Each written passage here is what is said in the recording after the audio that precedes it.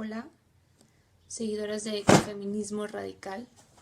Hace tiempo que no les hacía un video y en esta ocasión, como bien lo dice el título, vamos a hablar sobre la educación sexual en la infancia. Muchas han estado preguntando sobre este tema y creo que es muy importante que lo abordemos. Anteriormente ya habíamos abordado este tema, pero como nos borraron la página, pues se perdió. Disculpen si es un caos atrás, estoy de mudanza, sigo acomodando cosas y con un chiquitín es súper todo más complicado. Bueno, la educación en la infancia, la educación sexual en la infancia. La educación sexual que recibimos en la mayoría de nuestros países, latinoamericanos sobre todo, no es educación sexual. Educación sexual no significa ponerte miles de enfermedades de transmisión sexual y asustarte con imágenes de todo lo que te va a pasar si no usas condón. Tampoco es enseñarte cómo usar los métodos anticonceptivos, hormonales de barrera o naturales. Eso no es educación sexual. Educación sexual empieza desde el vientre de nuestras madres, como al nombrar las cosas por su nombre, al tomar decisiones de si vas a lactar o no, qué tipo de parto deseas tener, empoderarte de tu cuerpo. Y empieza por nosotras, por las mujeres, que principalmente somos las educadoras en casa o en todos lados, ya que los hombres pues no han tomado todavía ese rol de educadores permanentemente de sus hijos. Bueno, la educación sexual comienza desde muchísimo antes de nacer. Al nacer, el llamar las cosas por su nombre. Cada vez que tú le cambias el pañal a tu bebé, el decir pene, vagina, vulva, el llamar a las cosas por su nombre. No es tu pilín, no es tu cosita, sino es pene, es vulva. Tus senos, tus pectorales, tus pezones, tus nalgas, tu ano. Eso conlleva la educación sexual. El enseñarle a un niño o a una niña que su cuerpo es suyo, que su cuerpo solamente él o ella pueden decidir cuándo y cómo se tocan y quién los debe de tocar. Enseñarles que nadie los debe de tocar a menos de que ellos deseen. Y también la educación sexual significa que no obligues a tu hijo o hija a hacer cosas. Estamos muy acostumbrados a esta educación adultocéntrica donde los enseñamos y los obligamos a saludar a las personas. Saluda a tu tía porque acaba de llegar y la niña o el niño no quiere. Eso no está bien. Si el niño o la niña no quiere saludar, simplemente no saluda y punto. ¿Por qué? Porque este es su cuerpo y ella y él pueden decidir qué hace, si saluda, si no saluda, y no se trata de educación hacia las demás personas. Se trata de educación, de autoestima y de respeto hacia nuestros hijos e hijas. Eso es básico. No obligarlos a hacer ni mandados ni nada que ellos no quieran. Claro, hay ciertos límites y hay ciertas reglas. Bañarse se tienen que bañar.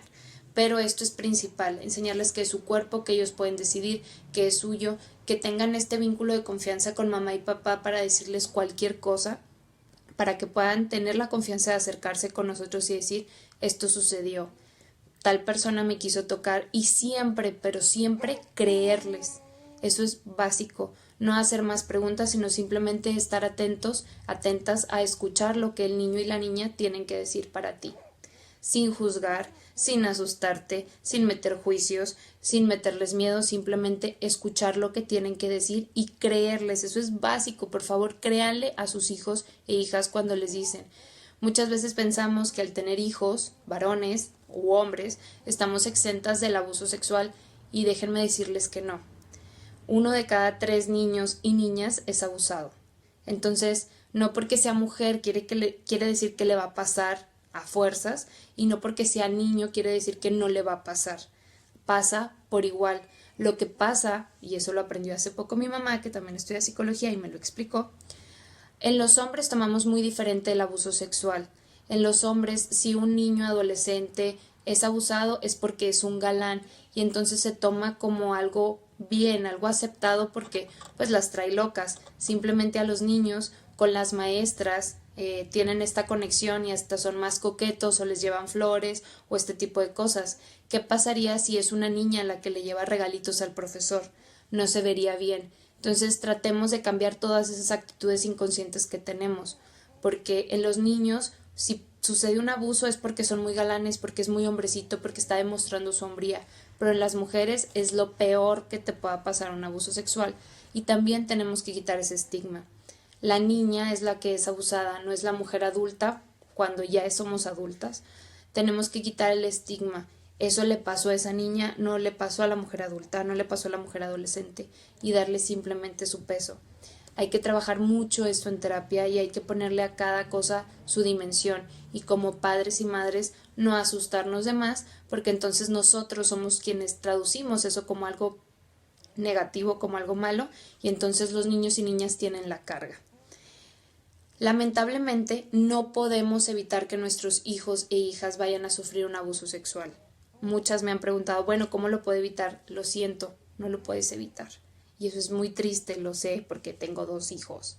Y yo soy sobreviviente de abuso sexual en la infancia. Y muchas de ustedes yo sé que también lo son. Pero lamentablemente no podemos evitarlo. Y les voy a explicar por qué. La responsabilidad del abuso sexual no cae en los niños y niñas, simplemente cae en quien abusa. Con quienes debemos de trabajar en que no abusen es con los adultos, no con los niños. Los niños son dueños de su cuerpo y no podemos decirle te defiendes si algo pasa. No, quienes debemos defenderlos somos mamá y papá, las personas adultas que tenemos niños y niñas a nuestro cargo. No les podemos dar esa responsabilidad a ellos y a ellas. Nosotros debemos procurar un ambiente seguro para ellos, para ellas, el que les digamos cómo se llaman sus partes, las partes de su cuerpo, todas, absolutamente todas, por el nombre correcto, el hablar abiertamente del sexo, el hablar abiertamente de la sexualidad, de dónde venimos, cómo se hacen los bebés, bla, bla, bla, bla, bla, es educación sexual, pero eso no quiere decir que porque tu hijo o hija sepa todos los nombres y sepa que es su cuerpo y que nadie lo debe tocar, no le pueda pasar un abuso. Y repito, no es responsabilidad de los niños y niñas, es responsabilidad del adulto o adulta que está cometiendo un delito y está abusando de ese menor. Entonces, para que lo tomemos en cuenta, debemos de trabajar en esto, en no quedarnos calladas, en hacer las denuncias públicas, legales, para que las leyes cambien y realmente esto tenga un peso. La mayoría de los abusadores están dentro de casa, están dentro de la familia y tenemos que hablarlo, tenemos que denunciarlo y tenemos que trabajarlo. Educación sexual es llamar a las cosas por su nombre y empieza desde antes de nacer. Para que no crean que educación sexual es enseñarles a los niños explícitamente cómo tener sexo, para cada edad hay una explicación, pero no debemos nunca de mentirles ni de inventarles fantasías. A las cosas por su nombre, como son, depende de la edad que tengan. Y siempre preguntando, no sé, típico, mamá, ¿qué es el sexo? ¿Qué es lo que quieres saber y dónde lo escuchaste? Para saber qué es la respuesta que tienen, porque no sé si se acordarán de un comercial creo que de McDonald's, que la niña estaba llenando un formato y le pregunta al papá, papá, ¿qué es sexo? Y el papá se va con la historia y resulta que era un cuadrito que tenía que llenar sexo masculino o femenino. Entonces, siempre preguntemos a nuestros hijos e hijas qué es lo que quieren saber, dónde lo escucharon, cómo se sienten al respecto, qué creen ellos y ellas que es lo que están preguntando.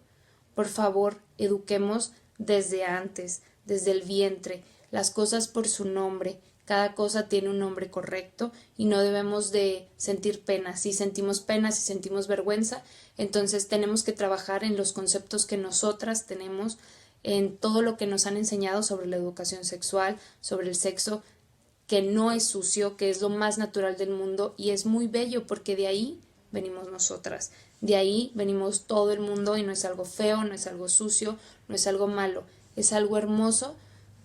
A veces se hace con amor y nacen estas criaturitas, o a veces se hace por calentura y igual nacen criaturitas. Entonces, tomémoslo en cuenta, siempre hagamos hincapié en que nosotros podemos decidir en nuestro cuerpo, empoderar a los niños y niñas en que es su cuerpo y ellos deciden cómo, cuándo y dónde. Las bases que nosotras demos de la educación sexual las tendremos que reforzar en la adolescencia, para que ellos y ellas puedan tomar decisiones conscientes, informadas, respetuosas hacia su cuerpo y con toda la confianza de acudir a papá y a mamá para cualquier cosa. Una persona que tiene toda la información, es más probable que vaya a tardar en tener relaciones sexuales porque tiene la información, porque sabe las consecuencias y porque su cuerpo no lo va a compartir con cualquiera. Nuestro cuerpo es un templo, un lugar sagrado que no se comparte con cualquiera. Entonces, espero tengan esto en cuenta, espero esto quede como más claro a las mamás, cómo hay que hablarlo, por su nombre, como es, y lo repito, no podemos evitar que nuestros hijos e hijas puedan sufrir un abuso sexual. Simplemente el tener herramientas y el que ellos y ellas tengan la confianza para decirnos y que nosotros siempre, siempre les creamos, es una forma de acabar con el abuso sexual, pero no hay forma de prevenirlo. Les mando un abrazo, les mando un beso y espero que estén bien. Ay, no puedo apagar.